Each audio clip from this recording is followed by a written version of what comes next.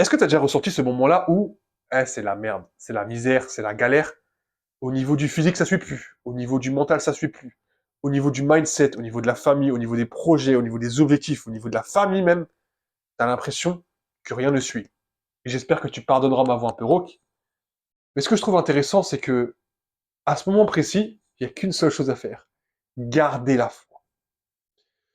Ce que je trouve intéressant dans cette optique-là, c'est que là où la majorité des personnes s'arrêtent, c'est qu'ils sont pas constants dans les choses qu'ils veulent avoir, ils sont pas constants dans leurs relations, ils sont pas constants dans leur ambition, ils sont pas constants dans leurs objectifs, ils sont pas constants sur eux-mêmes. Et ce que je trouve intéressant dans cette analyse-là, c'est que dans les moments de doute, dans les moments de peur, dans les moments de, comment dire ça, de galère, de misère, t'es mis à l'épreuve. Et regarde une chose simple. Lorsque tu étais à l'école, que tu avais un contrôle, lorsque tu étais testé, est-ce que le professeur venait te parler? Non, parce que tu étais testé. Et si je te disais plutôt, excuse-moi, que cette chose que tu vis actuellement, eh bien c'est la même chose. Je sais pas si c'est dans le côté spirituel ou non, mais je pense que tu vas comprendre ce que je veux dire par là. Dès lors que tu es dans quelque chose, que tu sais que c'est positif pour toi, mais que tu as l'impression de ne rien voir, au niveau des résultats, au niveau du mindset, au niveau du physique, au niveau de tout ce que tu veux dans ta vie, pose-toi une question simple.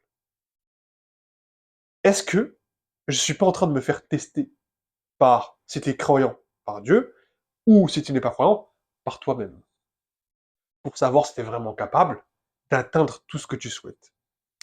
À partir du moment où tu te mets ça dans ta tête, tu as shifté ce moment de galère en moment de quoi? De bénédiction, de test. Et c'est là que ça va tout changer. Fais une chose simple. Change ta vision et transforme-la en mindset et en vision de forgeron. Qu'est-ce que fait un forgeron? Eh bien, tu le sais. Pour construire une nouvelle arme, pour construire une nouvelle épée, par exemple, on fait quoi? On bat le métal avec le feu. Et c'est exactement la même chose avec toi.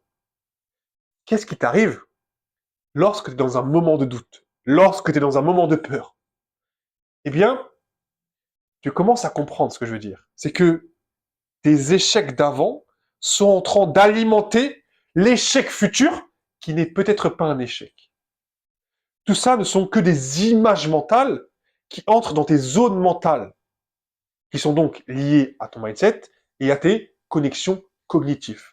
Et ce que je trouve intéressant, c'est que dès lors où tu comprends que fuck that shit, je dois continuer à battre le métal avec le feu. Donc tu continues à travailler, tu continues à t'exercer, et tu verras qu'à un moment donné, ce moment de peur, ce moment de doute, il va partir automatiquement, même si tu ne vois pas les résultats.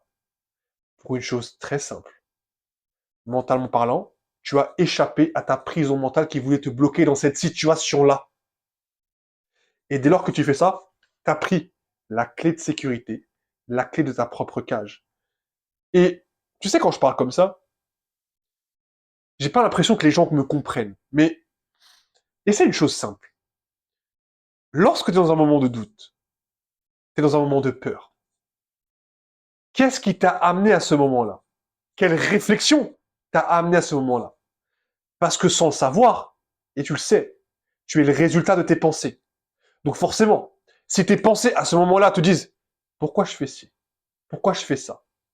Pour quelle raison je me suis amené à penser comme ça? Ça, c'est la vraie question. Pourquoi est-ce que tu te dis mais putain de merde, j'ai pas l'impression de voir des résultats. Putain de merde, je sais pas ce que je fous. Putain de merde. Pourquoi ça veut pas? Ça veut pas pour une raison très simple. Tu te poses trop de questions. T'arrives pas à garder la foi. Tu veux tellement cette chose que tu crées une prison mentale dans ta tête. Tu veux tellement cette chose que tu te bloques dans cette cage-là. Tu veux tellement cette chose que tu ne vois que ça. Tu ne sais plus analyser, tu ne sais plus comprendre la situation, tu ne regardes plus ton environnement. Tu es tellement affamé par cette pseudo-réussite, par cette pseudo-chose que tu veux le plus au monde. Mais regarde-moi bien. Dès lors que tu fais une chose différente, que tu te dis, attends, Pourquoi est-ce que j'ai commencé pour ça? Est-ce que c'était pour la gloire? Est-ce que c'était pour moi? Est-ce que c'était par vengeance? Est-ce que c'était pour démontrer? Non. Tu commences quelque chose pourquoi? Tu commences un projet pourquoi? Souvent, on le sait, tu commences parce que quelque chose t'a fait quelque chose, ou quelqu'un t'a fait quelque chose. Et tu veux lui montrer quelque chose, tu veux lui démontrer que t'es pas comme ci, que t'es pas comme ça. Et plus tu grandis dans la situation, plus tu comprends que tu fais uniquement la chose pour toi. Pourquoi est-ce que tu ne gardes pas la foi? Et pourquoi est-ce que tu ne gardes pas cette énergie que tu avais avant? Cette énergie que tu as depuis le début.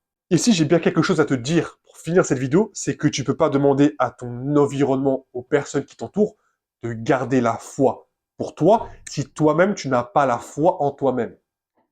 Je vais te donner un exemple tout bête. Lorsque j'étais au collège ou au lycée, j'avais toujours des mauvaises notes. Donc imagine bien la situation, comprends ce que je vais te dire. J'avais 1 de moyenne en mathématiques et j'avais 8 de moyenne en français. Comment veux-tu que lorsque j'ai dit à mes parents que j'allais faire ci, que j'allais faire ça, ils m'ont regardé droit dans les yeux, ils m'ont dit, mais qu'est-ce qu'il me raconte ce guignol? C'est le mec qui avait 1 en maths et 8 en français, qui va faire ci, qui va faire ça?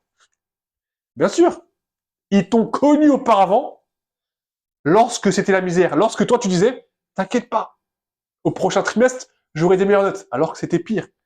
Bien sûr qu'ils n'auront pas confiance, bien sûr qu'ils n'auront pas la foi. Ce que je veux te dire, c'est que dans ces moments-là, dans la majorité des cas, tu seras solo. Tu seras solo avec ton esprit, tu seras solo avec ton corps, tu seras solo avec ton cerveau, tu seras solo avec ton mindset, tu seras solo avec ta propre prison mentale, avec tes propres zones mentales. C'est uniquement toi qui vas être capable de relever la pente. Et je te parle en connaissance de cause. Et je pense même que ma chaîne YouTube est un témoignage de tout ce que je dis. À un moment donné, si tu ne gardes pas la foi, que tu n'es pas capable de te dire, tiens, je me réveille, je dois faire ci, je dois faire ça, tu le fais pas, qui est-ce qui va croire en toi? Personne. Qui est-ce qui va garder la foi en toi? Personne. Qui est-ce qui va te dire, fais ci, fais ça? Personne. C'est uniquement toi. Si tu ne gardes pas la foi, que tu ne fais pas attention à toutes ces choses, et que tu ne regardes pas les choses autour de toi, à un moment donné, je sais pas ce qui va se passer, mais soit tu vas chuter sur un caillou, soit tu vas te prendre une claque et qui va peut-être te réveiller. Mais si aujourd'hui, tu n'es pas en capacité d'avoir totalement confiance en toi, d'avoir totalement la grâce et la confiance et surtout la direction pour toi, qui est-ce que tu espères va penser la même chose pour toi? Eux-mêmes ont leurs propres problèmes, eux-mêmes ont leurs propres réflexions. Tu ne peux pas demander une chose alors que toi-même tu n'es pas capable de la démontrer. C'est impossible. On dit souvent, les hommes ne sont pas des hommes de parole, mais des hommes d'action. Et c'est ça que je veux que tu deviennes. Pas un homme de parole, mais un homme d'action. Mais si ta parole va avec ton action, jackpot. Mais si tu dis que tu fais ci et que tu fais pas ça, c'est que des promesses, c'est que du blabla. Que la majorité des personnes aujourd'hui font. Non mais t'inquiète, je vais arriver à faire ça. Non mais t'inquiète, je vais arriver à faire ça. Tu reviens 10 jours plus tard, tu dis t'en es où? Ils vont dire, j'ai pas essayé. Qu'est-ce que tu veux de plus? Et souvent c'est ça ta compétition. Dans absolument tous les domaines de ta vie. Tous les domaines de ta vie. Dans le domaine professionnel, depuis mes 16 ans, je travaille. Et autant te dire que oui, c'est peut-être la galère pour trouver un travail, mais quand tu rentres dedans, tu évolues très rapidement. Si tu mets un minimum, et c'est la même chose à l'école. Certes, si tu travailles pas, mais tu mets juste un minimum. Juste le minimum, t'as 12. Parce que t'es très intelligent. Et tu le sais. T'es pas bête, t'es pas indépendant. T'es pas indépendant, qu'est-ce que je raconte? T'es pas un bras cassé dans le sens où t'es pas inutile, t'as déjà des connaissances, et tu le sais au fond. Donc pourquoi? Pourquoi est-ce que tu veux toujours t'auto-saboter? Pourquoi est-ce que tu ne veux pas continuer? Pourquoi est-ce que tu ne veux pas garder la foi? Qu'est-ce qui te pousse à penser comme ça? Qu'est-ce qui t'a amené à réfléchir comme ça? Et souvent, quand tu trouves les réponses à ces questions, tu as trouvé où était le problème. Merci à tous d'avoir suivi cette vidéo jusqu'à sa fin. Et comme je dis toujours, prenez soin de vous. C'était Mickaël, marche avec confiance, marche avec vérité. On se retrouve pour la prochaine vidéo. Et surtout, apprends à garder la foi parce que c'est une chose qui va te suivre jusqu'à la fin de tes jours si tu restes dans ce mindset-là.